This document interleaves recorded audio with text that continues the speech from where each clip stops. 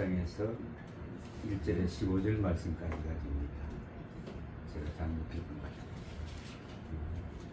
참고하시기 바랍니다. 오늘 본문을 보시면은 아시겠지만 몇 번 반복하고 있는 말씀이 덕을 세우라는 말이 있습니다. 덕을 세우. 베드로전서 1장 1절에 15절 말씀까지 오늘 본 말씀이 되겠습니다.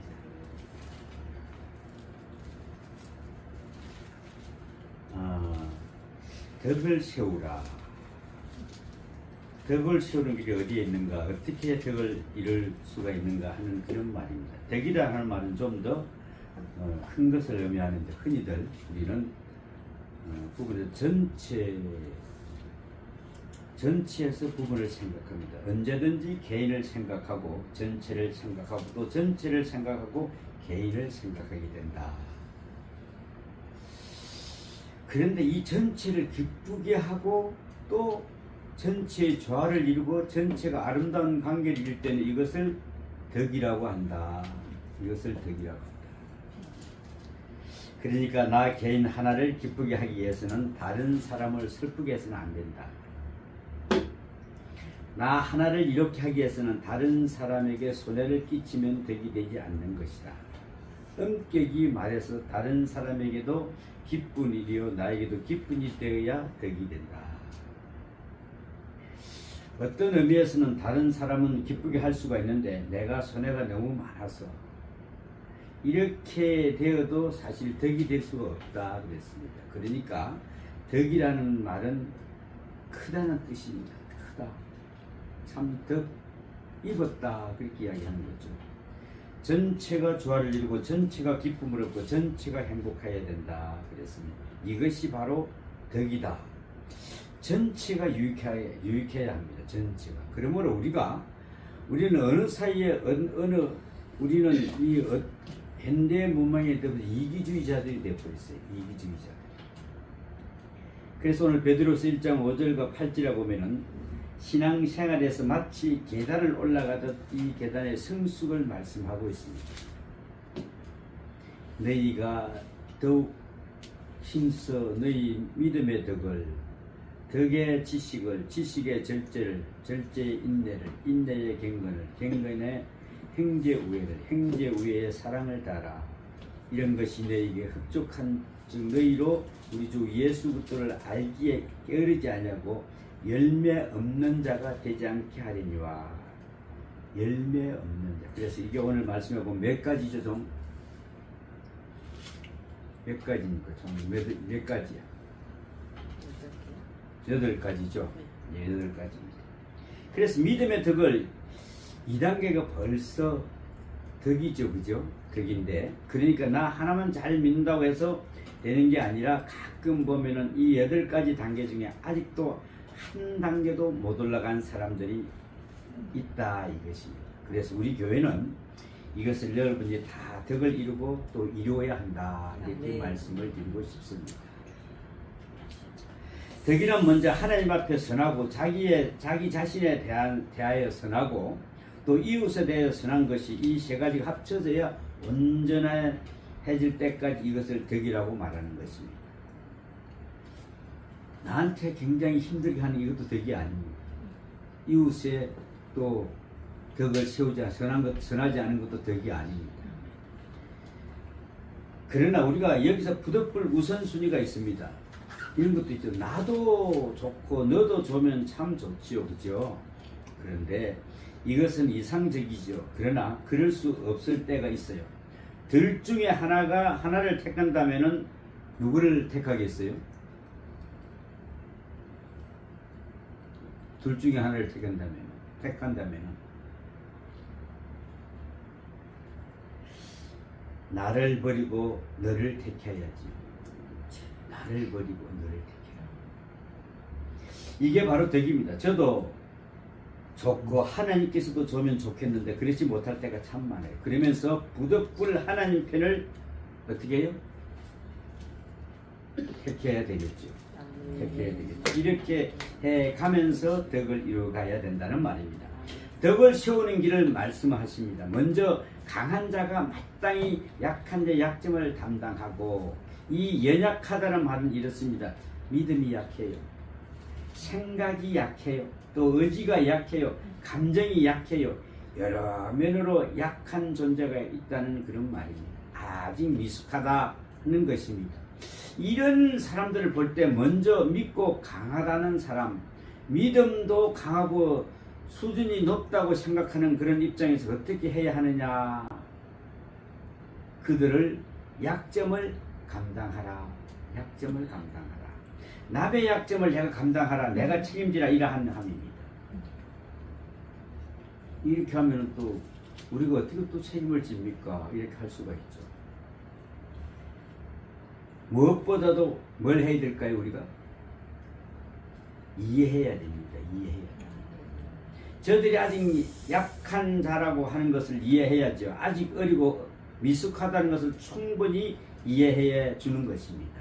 그 입장으로 돌아가서 정말 그 정도에서는 그렇겠다. 처음 믿으니까 그럴 수 있겠지. 그렇겠다. 그런 환경에서는 그렇겠다. 이렇게 이해를 해야지. 이해하는 것이 그 첫째가 이해하는 것이 아닌가. 그것이 바로. 근데 우리는 그렇게 하지를 못해요. 저것도 못 따라오는가? 아직도 저것도 안 돼.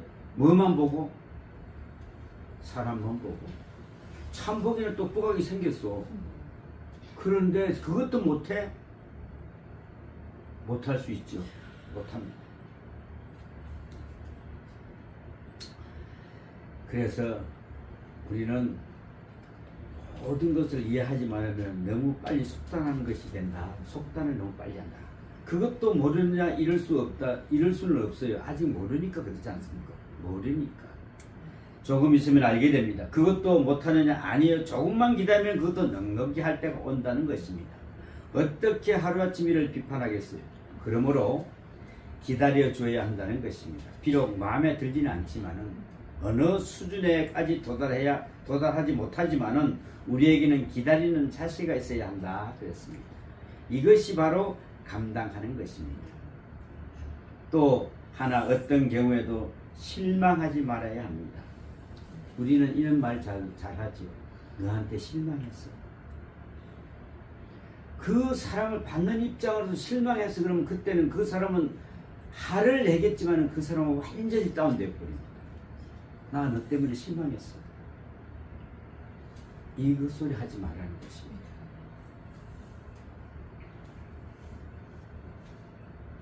또 너는 고작 그 정도뿐이 안 되는구나. 이거 하지 말라는 겁니다. 너 그것뿐이 못해? 이거 하지 말라. 그래서 이제는 더 바랄 것이 없다. 이렇게 생각해서도 안 됩니다. 또한 어떠한 부족한 사람이라도 기다리고 실망하지 말아야 된다. 예수님께서는 끝까지 기다리시지 않습니까? 끝까지. 우리는 쉽게 말하면은 우리는 누구죠? 예수님의 제자라면서요. 제자라면서 우리는 왜 못 기다릴까? 왜 그 사람이 나를 따라와 줘야 될까? 나도 처음에 그랬어요. 그래서 감당할 줄 몰라서 아직 약해서 그럴 때는 우리는 절대로 그 사람을 낙심시켜서는 안 된다. 먼저는 내가 낙심하지 말아야 합니다. 내가 낙심하지 않아야 그쪽에도 낙심을 하지 않죠. 내가 낙심했다고 하면은 그쪽은 먼저 낙심해 버린다 그러는 겁니다. 그러므로 우리는 약한 자의 약점을 감당할 때 낙심하지 말 것이며 실망시키지 말아야 한다 그랬습니다. 무엇보다도 중요한 것은 믿어주는 것입니다. 그의 장래를 믿어주고 그의 진실을 믿어줘야 합니다. 또 가장 귀한 것은 그의 수준으로 돌아가서 그의 키만큼 나 스스로 낮추는 것이다. 우리가 어린아이가 아장아장 걸어올 때 그걸 갖다가 나는 뻣뻣하게 서가지고 너 나를 쳐다봐 이렇게 이야기합니까? 우리가 무릎을 꿇고 그 아이하고 맞췄습니까? 맞췄지 않아요. 근데 우리는 그 어린아이가, 그러니까 우리는 예를 들어서 처음으로 교회에 와서 그 하는 사람들이 그걸 맞춰줘야 된다는 거지. 그걸 못 맞춰주다 보니까 저 사람이 보니까 학력도 그 정도면 되고 다 할 수 있는 것들 왜 못 따라오지? 못 따라올 수뿐이 없죠. 이거는 또 모르는 분야니까요. 그렇습니다. 우리가 쉽게 말해서 내가 쓰는 용어를 말할 수가 없다 이랬습니다. 만약에 예를 들어서 옛날에는 아빠라는 말을 우리 어릴 때는 안 썼습니다. 아버지 그랬어요. 그런데 내가 지금 어린아이 보고 너는 아빠 하지 마 아버지라 그래야 된다 그러면 그 아이가 뭐라 그러겠어요? 아빠라는 용어를 같이 써줘야 된다는 거죠. 그래야 그 아이가 이해를 하죠. 우리는 이걸 갖다 이해할 때가 참 힘든 거예요. 아이들한테는 그래 하는데 근데 그 어린 아이들은 그런다고 예를 들어서 우리가 어린 사람이 여기 새로운 그 사람한테 그런 용어를 써줘야 된다는 것이지. 왜 저 사람 못 쓸까? 모르니까. 그렇습니다. 그 눈, 그 키로 나 자신을 낮춰야 한다. 이것이 감당하는 것이다. 너는 왜 이렇지 못하느냐, 왜 이 수준에 도달하지 못하느냐, 이렇게 속단해서는 안 된다는 것입니다. 나 스스로 저 사람과 같은 키로 낮추는 것이 이것이 바로 감당하는 거다. 감당하는 거다. 그래서 사도 바울은 뭐라고 이야기합니까? 만일 음식이 내 행제로 실족하게 한다면 나는 영원히 고기를 먹지 아니하며 내 행제를 실족하지 않게 하리라. 고린도전서 8장 13절에 이야기합니다. 나는 고기를 먹을 수 있지만은 믿음이 약해서 못 먹는 사람이 있다면 나도 안 먹는다. 우리 이렇게 해야 됩니다. 근데 우리 이거 못해요. 내가 먹고 싶은데 어떡하겠어. 나는 고기를 먹을 테니 넌 나물을 먹든지 말든지. 알았어. 실은 안 먹는 것이지만 못 먹는 것처럼 나는 할 수 있다. 이렇게 나는 할 수 있다. 다른 사람은 못해요. 그러나 나는 안 해요. 안 할 뿐만 아니라 나도 못하는 것처럼 행동해야 된다는 것이. 나는 알고 있어요. 그러나 아는 척 하지 않습니다. 나는 얼마든지 할 수 있어요. 그러나 상대방이 모른다는 말이 안 되잖아요. 그죠? 그래서 그러므로 나도 모르는 척 해야 된다. 나도 몰라요. 모르고 말아요. 나는 얼마든지 할 수 있어요. 그러나 상대방이 할 수 없기 때문에 나도 못하는 것처럼 약해져 살아야 된다는 것이지. 이래 할 수 있어요? 얼마나 답답하겠어요. 근데 어저께 뉴스 봤어요? 아버지가 아들을 죽인 사건. 참 어찌 보면은 전혀 일어나지 않은 사건이 일어났어요. 그죠? 왜? 서로를 배려를 안 해주는 바람에 그게 일어난 겁니다. 참 안타까운 사건이죠. 아버지가 아들을 전에 전처가 그렇게 잘 살고 하는 것이 너무나 그냥 자기 눈에는 가시가 되니까 네가 제일 사랑하는 이걸 내가 없애버리면 참 좋겠다. 그 전에 있던 부인도 그 사람이 어린애 같은 그걸 품어줬으면은 사탕이랑 몇 개 줘가면서 잘 꼬았으면 아무 상관없는데 그냥 그 사람을 어떤 어린아이 같도 못한 그 사람을 그냥 완전히 어른으로 보다 보니까 그런 사건이 일어나는 거예요. 우리 그래서 사람들 크다고 덩치 있다고 그 사람이 어른 아닙니다. 우리가 분별 잘해야 돼요. 성경이 가르쳐주는 말씀은 자기를 기쁘게 하지 아니할 것이라 그랬습니다. 자기를 기쁘게 하지 말라. 오늘 그 1절 말씀에 그랬습니다. 자기를 기쁘게 하지 말라. 자기 중심적으로 생각하지 말라 함입니다. 자기를 기쁘게 하려는 마음을 갖지 말아야 덕을 이루는 것이다. 내 기쁨만 추구하고 내 기쁨만 따라가려고 애쓰는 동안에 다른 사람에게 뭘 준다? 슬픔을 준다는 것입니다. 슬픔을 준다. 그래서 어제 같은 그런 사건이 일어나는 거예요. 야, 내가 이 CEO에 이르고 그냥 대단한 회장이야. 니까지 거 그냥 아파트 하나 살든지 말든지. 야, 이런 얼마나 자기는 그게 사무쳤겠어요. 물론 잘못했지.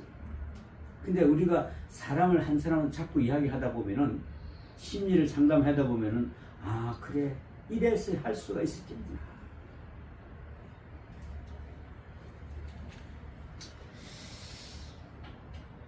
참 내 기쁨은 따라가는 동안에 다른 사람에게 슬픔을 준다. 다른 사람에게 아픔을 주게 된다. 그래서 자기 자랑을 하지 말아야 한다. 이것은 참으로 어려운 이야기입니다. 가만히 보면은 그런 경우가 많아요.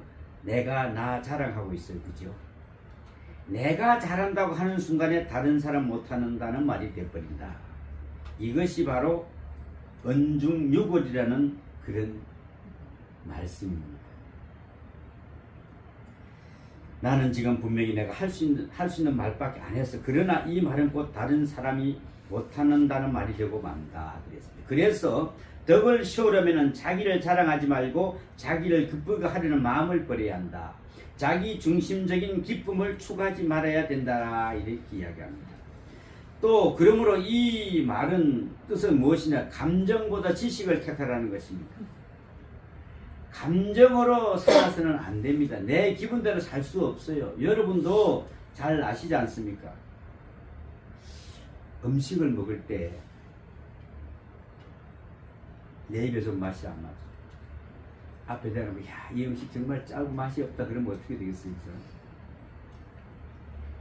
근데 그 해온 사람은 최선을 해서 해왔는데 내 입에 안 맞으니까 맛이 없다고 하면 이 사람 완전히 어디 갈 데도 모를 거예요. 그냥 맛이 없으면 젓가락 그냥 한 번 더 안 가면 되지. 왜 그게 맛이 없다고 이야기해? 만들어 놓은 사람이 기분을 이해해서 해야죠. 그래야지. 그죠? 그렇지 않습니까? 선물을 받으면서도 또 그래요. 우리 그죠? 어떻게 이야기를 해요? 근데 그 사람은 정성을 해서 그 사람 선물한 거야. 근데 아이고 이까짓 거. 야, 이거 만약에 선물할 사람이 들었다 그러면 어떻게 되겠습니까? 그 사람은 마음에 그냥 비수가 탁 꽂힐 겁니다. 이거 뭐 시장 가면 몇 푼어치 되잖아. 이걸 가져왔어? 어떻게 되겠어요? 목사님들이 신방을 많이 다닐 때는 참 어려운 것이 참 하나 있다고 해요. 뭘까요?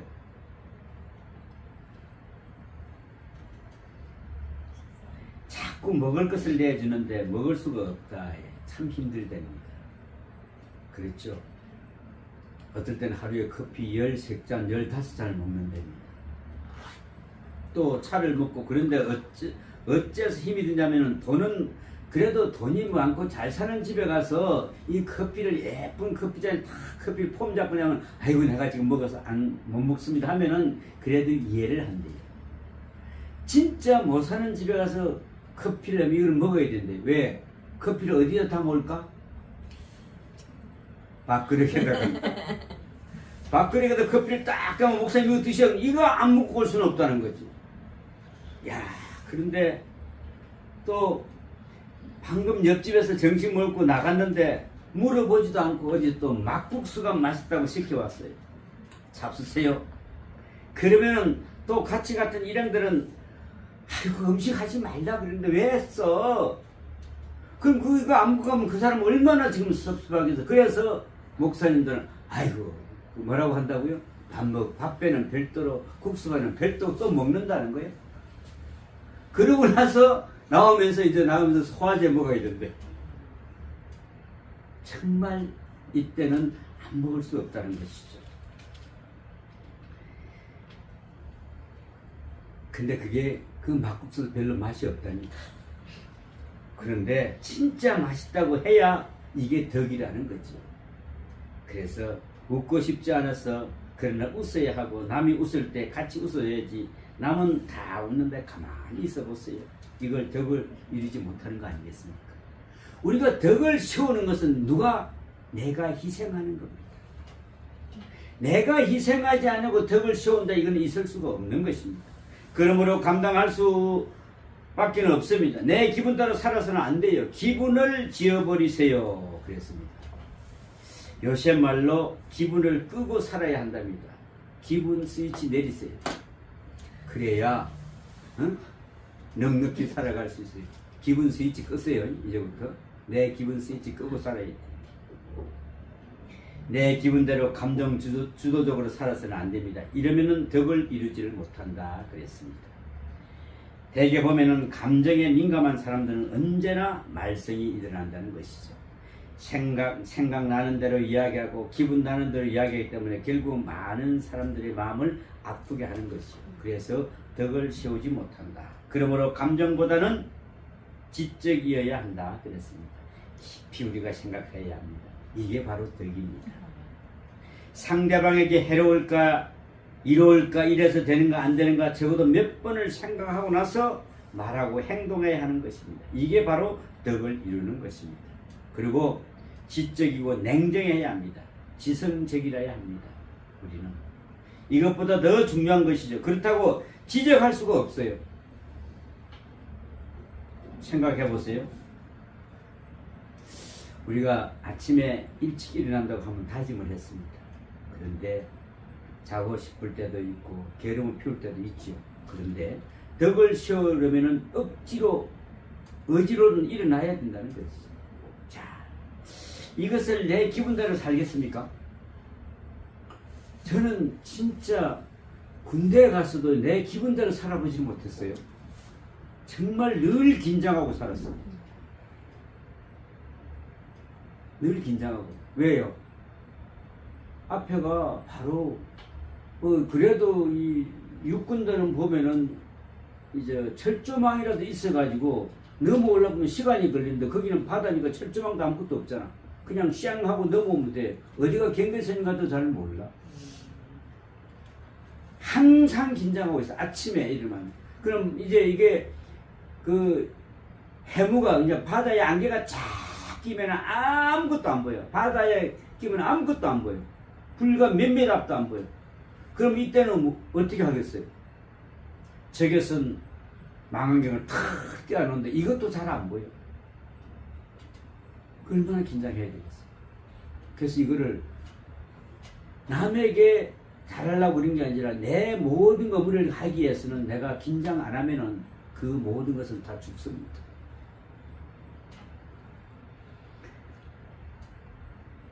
덕을 세우려면은 의지로 일어나는 것이고 기분대로 살겠다 그러면 안 된다는 것입니다. 그저 내 생각대로 그것은 아니다. 하나님과의 나의 약속을 했기 때문에 어떤 일이 있더라도 해야 된다 그랬습니다.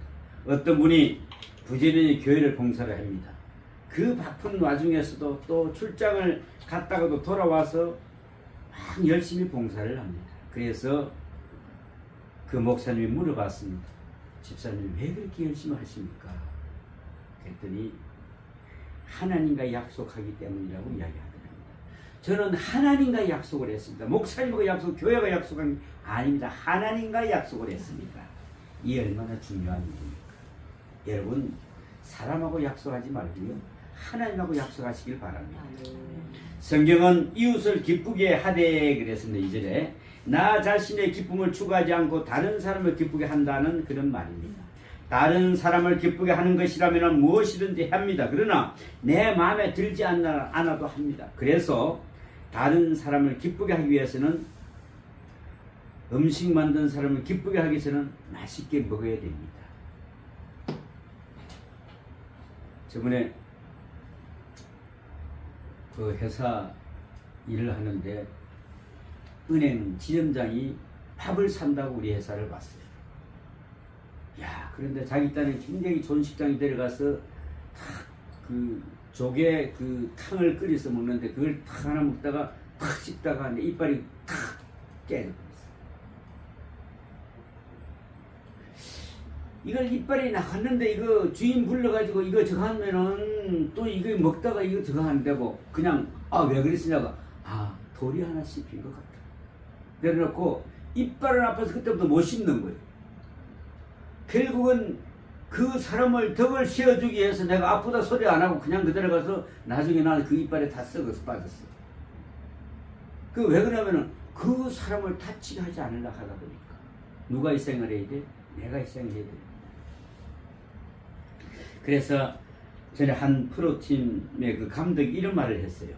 선수들을 가르칠 때 선수들을 지도를 할 때도 잘 못하는 것만 자꾸 지적하면 그가 점점 더 못해진답니다. 그런데 잘하는 점을 칭찬해주면 점점 잘한다는 것입니다. 그래서 똑같은 말인데도 순서를 바꾸면서 이야기하면 상황이 전혀 달라진다는 거지. 어떤 순서를 바꾸면 될까? 한 선수가 볼 컨트롤을 잘 못한답니다. 그런데 이 볼 컨트롤을 못하는데 공은 굉장히 빠르다는 거지. 그거 어떻게 해야 되겠어요? 너는 컴퓨터이 그 모양 그 꼴이냐 이러면 이부터 끝나는 건데, 야 너는 정말 볼은 너무나 빠르게 던지는데 컨트롤을 조금 바꾸면 진짜 되겠다 이러면 바꿔진다는 거지. 그런데 야 너는 안 되겠어. 컨트롤도 제대로 못한다면 뭐 볼만 빠르면 뭐였나, 이부터 끝나는 거야. 여러분 우리 아이들한테도 마찬가지입니다. 야 정말 너는 이거 정말 잘한다. 여기서 조금만 공부한다 약하면 니는 진짜 끝내주게 될 수, 이렇게 이야기를 해야지. 니는 공부하면 니 맨날 운동만 하냐? 썩으라. 그러면 그럼 어떻게 돼 그 애가? 그냥 끝나는 거예요. 그 애는 그냥. 그러니까 야 정말 거기서 공부 조금만 대하면 너는 그 끝나는 거다. 이렇게 하면 애들은 공부하고 싶어 하는 거예요. 우리 칭찬을 하더라도 항상 잘하는 것부터 먼저 칭찬을 해주고 작은 걸 갖다 붙여줘야 돼. 그래서 우리는 덕 있는 사람은 나를 기쁘게 하지 않고 누구를 기쁘게 한다고요? 상대방을 기쁘게 해야 된다. 그런데 오늘 성경은 이에 대해서 말씀하십니다. 여기에 예수 그리스도의 모델이 있어요. 그리스도께서 자기를 기쁘게 하지 아니하셨느니 그랬어요. 예수님도 자기를 기쁘게 하지 않으셨다고 했어요. 전적으로 자기 기쁨을 배제하고 다른 사람을 기쁘게 하고 우리 모두를 기쁘게 하기 위해서 그는 비방을 받았다는 이야기가 됩니다. 예수 그리스도를 잘 생각해 보시오. 그는 높은 덕의 사람입니다. 그죠? 다른 사람은 의인을 만들기 위해서 자기는 죄인이 되었다 이 말입니다. 다른 사람을 살리기 위해서 자기가 죽었어요. 더 할 말이 있습니까 우리가? 이것이 그리스도요. 우리는 그 그리스도를 믿고 있습니다. 그런데 어째서 나 기쁘기 위해서 남의 기쁨을 죽이느냐 그 말입니다. 나 살기 위해서는 남을 죽이고 있느냐 그 말입니다. 이것이 잘못됐다는 것이죠. 사람은 그런 의미에서 정말 기분이 중요합니다. 감정이 정말 중요합니다. 물질적으로 주고받는 게 정말 중요한 것이 아닙니다. 상대방의 인격, 상대방의 감정, 상대방의 마음을 기쁘게 그것을 위해서라면 내가 무슨 희생이라도 해야 한다는 것입니다. 바로 여기에 덕을 이루는 길이 있다는 말입니다. 예수께서는 바로 그렇게 사셨습니다. 그리고 성경은 이렇게 말씀하십니다. 오늘 4절 말씀에 보면은 베드로전서 1장 4절에 보면은 무엇이든지 전에 기록한 바 우리의 교훈을 위하여 기록된 것이니. 성경을 읽어보면 많은 사례들이 나옵니다. 한마디로 말하면 많은 이야기들이, 많은 사건들이 있어요. 이 많은 이야기 속에서 우리는 무엇을 봅니까? 이런 사람의 이야기, 저런 사람의 이야기를 읽어보면 그 속에서 우리는 힘을 얻게 됩니다. 거기서 뭘 보게 돼요? 덕을 배우게 됩니다. 보세요. 우리가 성경에서의 의인의 고난을 보지 않습니까? 욥이 얼마나 고생을 합니까? 이러듯 성경에서 고난당한 사람들 이야기를 다 봅니다. 그리고 끝까지 어렵게 사는 사람들을 우리는 보아야 합니다.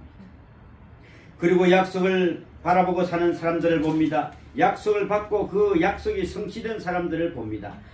아주 끈질긴 혹은 확실한 소망을 가지고 산 사람들의 이야기를 우리는 봅니다. 그리고 얼마나 오래 참았는가 하는 그 무서운 인내를 성경에서 본다는 것이죠. 그러므로 성경을 자꾸 읽어나가면은 분명히 뭐가 생길까요? 믿음이 생겨요. 믿음이.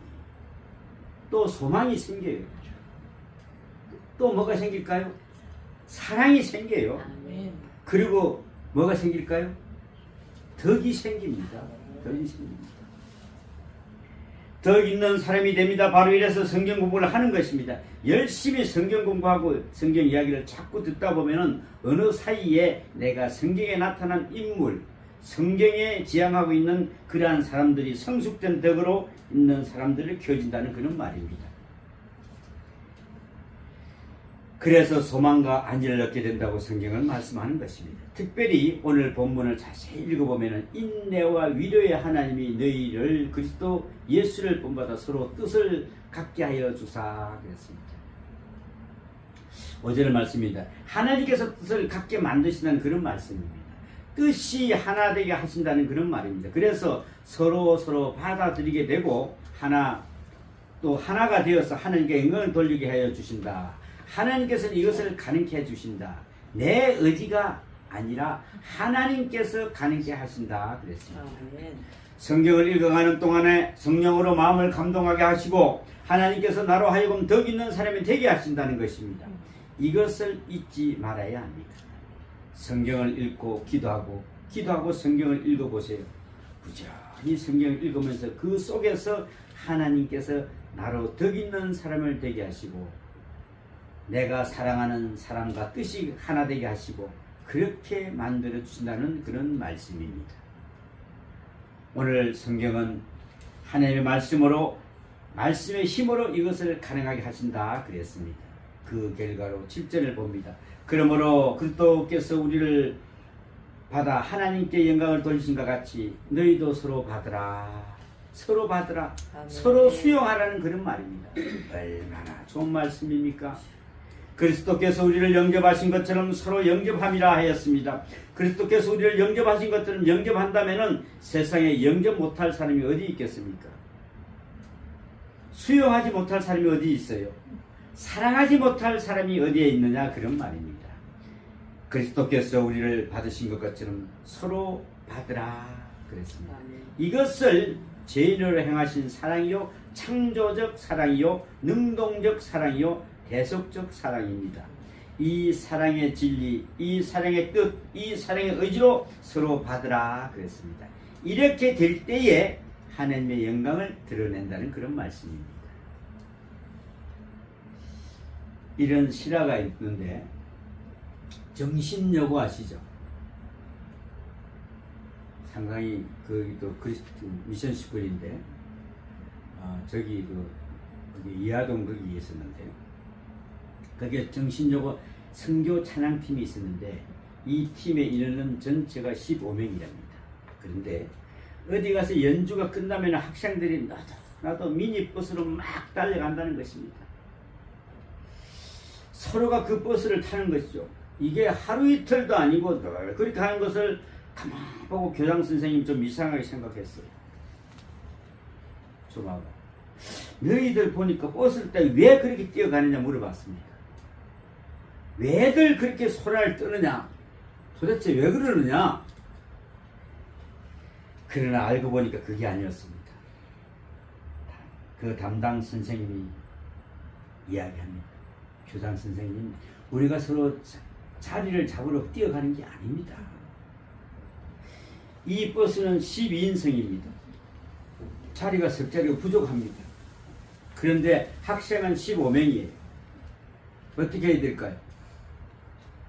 어쩔 수 없이 세 사람은 자리에 앉지를 못하죠. 그런데 먼저 탄 사람이 의자에 앉고 나머지 탄 사람이 서 있는 것이 아니라 이 아이들은 자기가 먼저 가서 서 있으려고 뛰어간다는 그런 것입니다.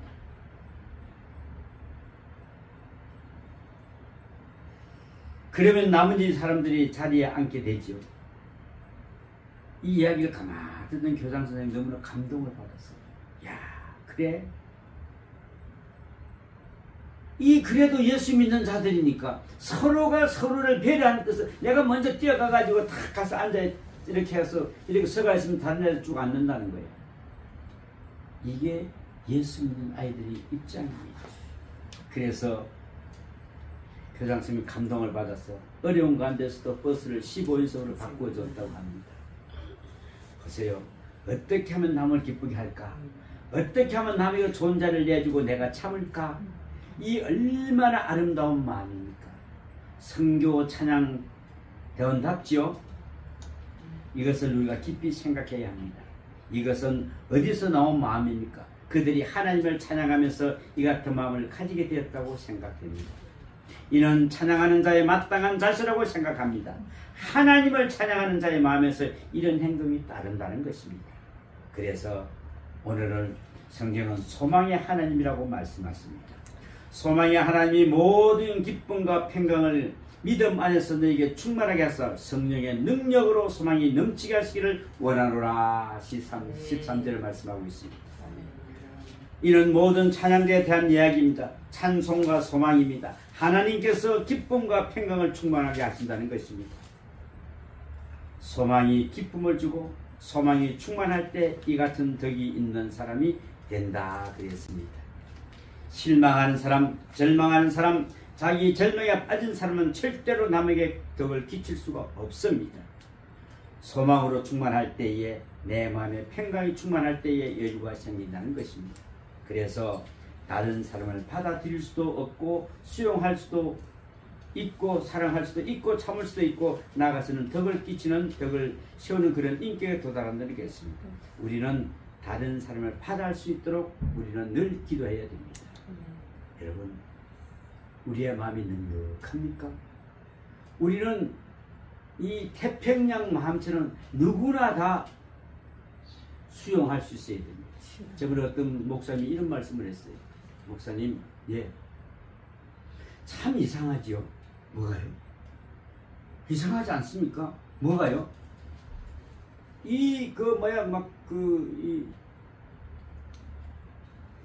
비가 엄청나게 와서 차들이 막 내려가서 바다로 다 들어간다는 거지. 그 바다에 들어가서 차 한 대 끊어놓은 차 있으나 이거지. 보시오. 다 녹아지고 없어진다. 자기는 그걸 느꼈답니다. 아, 저 바다라는 곳에 들어가면 모든 게 다 수용이 되는구나. 하나님이 우리를 새로운 마음으로 가지라고 해주신 건데 왜 그런 마음이 안 될까? 저는 그 이야기를 듣고 목사님 정말 일리 있는 이야기다. 우리도 그런 마음으로 가지시라 그랬습니다. 여러분, 정말 우리가 넉넉한 마음을 가지시기를 축원합니다. 기도합니다. 아버지 하나님, 소망의 하나님이라고 했습니다. 소망의 하나님이 기쁨과 평강을 믿음 안에서 너에게 충만하게 한다고 했습니다. 이것은 성령의 능력으로 한다고 했사오니 이제 우리는 성령 안에서 주의 은혜 가운데서 모든 것을 기쁨을 주는 복된 삶을 구하시고 인도하여 주시옵소서. 오늘도 주님의 아름다운 병으로 승리하는 복된 삶, 누구에게나 모든 것을 다 내가 먼저 지고 그 사람이 이기게 할 수 있는 그런 복된 마음이 되게 도와주시옵소서. 이 모든 말씀 우리 주 예수님 이름으로 기도합니다.